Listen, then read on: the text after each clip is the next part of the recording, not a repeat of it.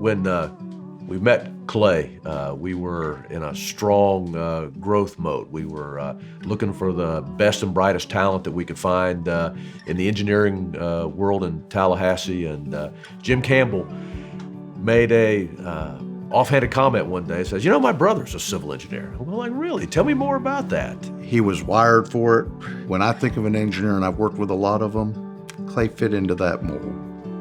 Clay was so great in so many ways, and he has so many characteristics. I mean, he was a great engineer. He was meticulous. He cared deeply about his job and the work he did, and the people. Clay taught me the importance of work ethic, and getting how to get things done. And, just because you hit roadblocks, you don't just throw up your hands and say, well, it's not doable. There's always a solution. It may not be obvious up front, but he was great at getting to the end answer. If he was asking you to stay late to meet a tight deadline, he was going to be here too. He was the first in and the last out every day. So he was never going to ask his team to do anything that he wasn't willing to do himself. He was the boss, and he could line it up and just be one of the guys in the mud.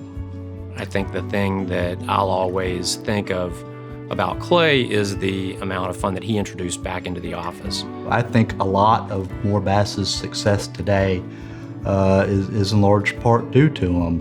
He had influence on me and many other people who were, here at the time. I considered him a friend and a mentor. Really hurt when he wasn't around anymore. It took a while to get over. So Clay's passing was tough. We had one of the last hospital visits, and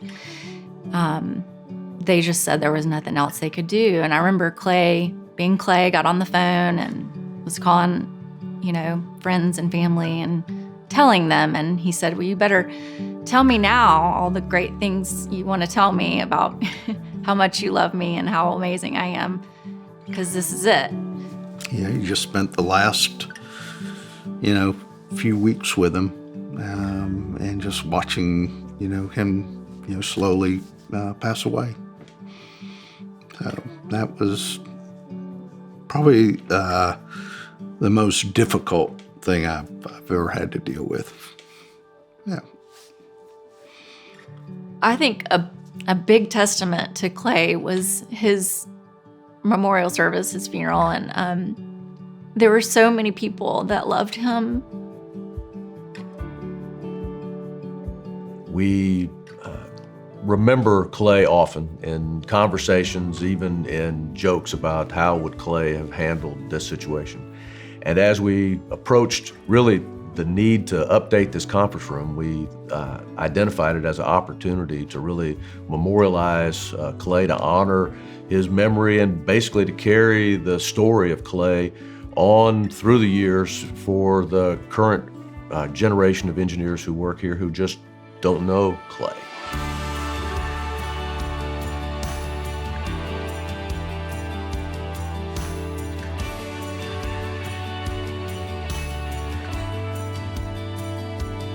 Honoring Clay with the conference room is a very fitting thing because it's a spot where we meet and gather and people come, and he really was all about gathering and meeting and talking to people and relationships, and we feel this is a place where that kind of stuff is fostered. Clay definitely needed to have a mark here in the building so that we can continue his legacy and continue talking about him to employees who were not lucky enough to work alongside Clay. Yes, work was a big part of his life, but Clay's legacy, his utmost legacy, are his children. Towards the end, I was trying to get down anything that he wanted to say or leave for the kids, and I was like, what do you want our kids to know? What's most important for them to learn? These are some of the things that I wrote down. Anytime you meet anybody, shake their hand and look into their eyes. He said, dress for success the way you want to be portrayed. Always be polite and show kindness to others. Even when you think they are wrong, still be kind. Work hard, study hard. It's very important to make good grades for your future. Learn how to love yourself. Be proud of who you are. There are going to be times people are mean, but don't take it personally. Be truthful in your relationships. You won't find true love without it.